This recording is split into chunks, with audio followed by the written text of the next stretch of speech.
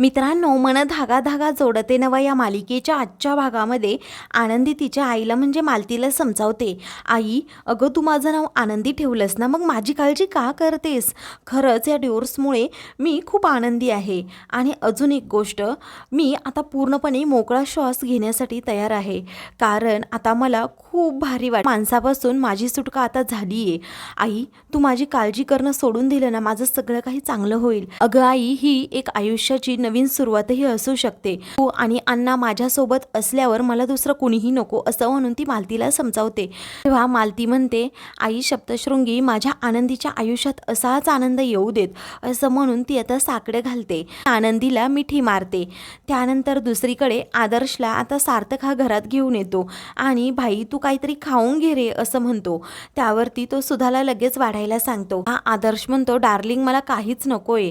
तेव्हा शलाका देखील बोलते, मी याला कित्येक वेळा सांगितलं खाऊन घे, पण तो ऐकतच नाही. सार्थक म्हणतो, शलाका अगं आपण त्याला समजून घेऊया ना, कविता वहिनीच्या खूप आठवण येत होती. तेव्हा सगळेजण आता त्याच्याकडे पाहू लागतात. तर आदर्श म्हणतो, कविताची आठवण येऊन काय फायदा आहे, ती तर या घरात पुन्हा कधीही येणार नाही. त्यावरती शलाका म्हणते, आली ना तरी तिला आई घरात घेणार नाही, आई तिला अशी घराबाहेर काढेल, असं रागातच ती आता म्हणत असते. तेवढ्यातच दरवाजाची बेल वाजते. तर अक्षू हा दरवाजा उघडते. समोर पाहते तर कविता आलेली असते. ती आता पोलिसांना घरी घेऊन आलेली असते. तेव्हा ते पाहता सर्वांना आश्चर्याचा धक्का बसतो. तेव्हा तू इथे कशी ग वहिनी, असं अक्षू विचारते. तेव्हा तुझी काकू कुठे आहे, असं कविता विचारते. ती खूप चिडलेली असते. तेव्हा वृंदा आता तोऱ्यातच पुढे येत मी इथे आहे असं म्हणते आणि कविता समोर येऊन उभी राहते. तेव्हा तेथे आता खूपच सगळं वातावरण शांत झालेलं असतं. मग त्यानंतर वृंदा म्हणू लागते, सुधा, मी मगाशी घराबाहेर पडले होते ना, तेव्हा हिच्याच घरी चालले होते. मग ही रस्त्यात मला दिसली. मग मी हिला जा विचारला, माझा मुलगा इथे तिळतिळ तुटतोय आणि त्याला ही डिवोर्स देऊन निघून गेली, पण माझा मुलगा काही हिच्या आठवणीतून बाहेर यायला अजूनही तयार नाही, कारण त्याचं तिच्यावर खूप प्रेम आहे. माझ्या मुलाचा असा जीव जळताना पाहून एका आईच्या मनात काय होणार. मला तिथे राहावलं नाही. मग मी तिचा हात पकडला आणि तिच्या एक सणकण कानाखाली ठेवून दिली. तेव्हा आता हे ऐकता सर्वांना आश्चर्याचा धक्काच बसतो. सगळेजण आता वृंदाकडे पाहू लागतात. तेव्हा सुधा म्हणते, अगं असं करायची काय गरज होती तुला. त्यावरती वृंदा म्हणते, मग काहीची दृष्ट काढू का, जर माझ्या मनात असताना अजूनही 2-4 मी हिला टाकल्याच असत्या. तेव्हा कविता म्हणते, यांना अगोदर अटक करा. तेव्हा आता पोलीस म्हणतात, बरं ठीक आहे, तुम्ही कंप्लेंट केली आहे ना, मग आम्ही यांना अटकच करतो. त्यानंतर आता कविता म्हणते, आता वृंदा आणि कवितामध्ये खूपच वाद होतात. कविता म्हणते, यांचा आणि माझा कुठलाही संबंध नाही आहे. त्यावरती वृंदा म्हणते, संबंध नव्हता मग मला कोर्टात खेचायची काय गरज होती, तुझ्यावर एवढा छळ झाला हे सांगायची काय गरज होती. कविता म्हणते, जे सत्य होतं ना ते सत्य होतं, म्हणूनच मी तुम्हाला कोर्टात खेचलं, तुम्ही माझा छळच केला होता तसा.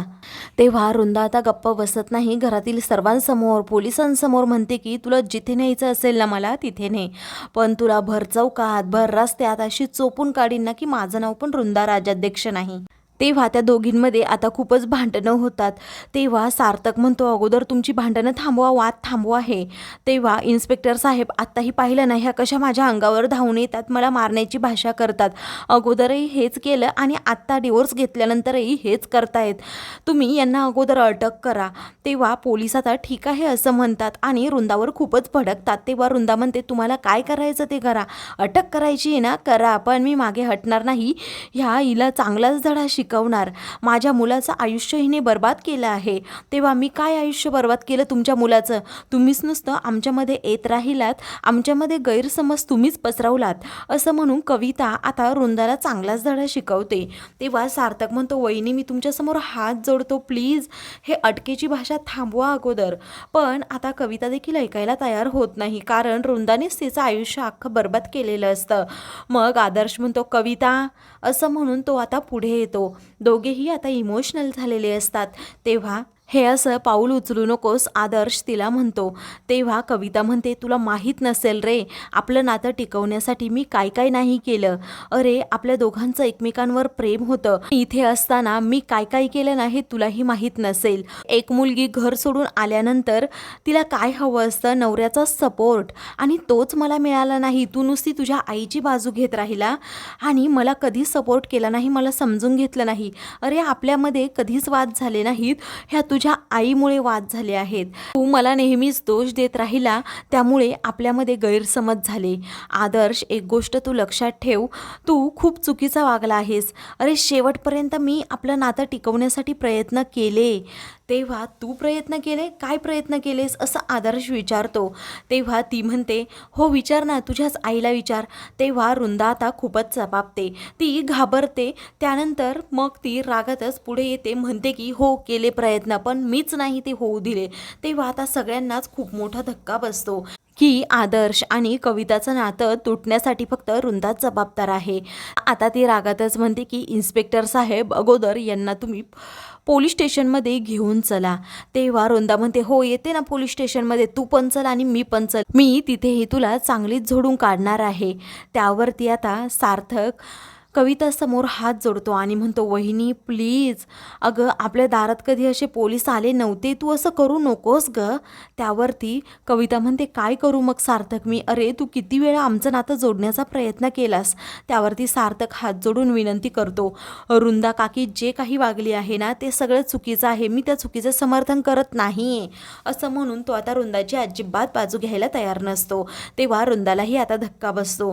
तेव्हा तो म्हणतो की आपल्यामध्ये पुन्हा सगळं काही सुरळीत होऊ शकतं, नात्यांमध्ये एवढा तरी ओलावा असू देत ग वहिनी, पूर्वीसारखं सगळं काही होईल. अगं तुमचा डिवोर्स झाला ना, हा धक्का अजूनही आम्हाला पचलेला नाही आहे. आणि आदर्श दादालाही हे आवडलेलं नाही आहे. अगं त्यांनी स्वतःला दारूच्या नशेत बुडवून घेतलंय, त्याचं करिअर बर्बाद झालंय, प्लीज वहिनी तू समजून घे.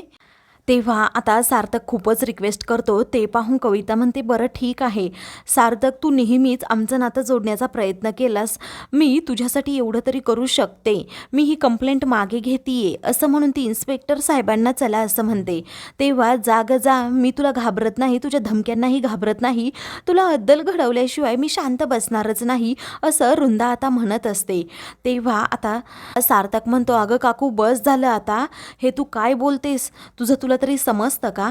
तेव्हा वृंदा म्हणते, तू तिच्यासमोर हातच का जोडले रे, अरे काय गरज होती तुला तिच्यासमोर हात जोडायची, अरे तिने काय काय केलं तुला माहीतच्या मुलाचं आयुष्य तिने बर्बाद केलंय. त्यावरती आता आदर्श म्हणतो, बस झाला आई, मलाच तुझा आता कंटाळा आलाय असं म्हणून तो आता रागातच घराबाहेर पडतो. तेव्हा सार्थक आता त्याच्या पाठीमागे धावत असतो. आदर्शला आता कसलंही भान राहिलेलं नसतं, तो रस्त्याच्या मधून पळत असतो. खूप गाड्या देखील येत असतात. तर आता आदर्शला पुढे एक गाडी जाऊन जोरात धडकते. आदर्श आता जोरात बाहेर फेकला जातो आणि त्याचं डोकं जोरात दगडावर आपटलं जातं, त्यामुळे त्याच्या डोक्यातून खूप रक्त येतं. तेवढ्यातच सार्थक तिथे धावत येतो. आदर्शची ही झालेली अवस्था पाहून खूपच घाबरतो. तो मदतीसाठी सर्वांना आवाज येत असतो.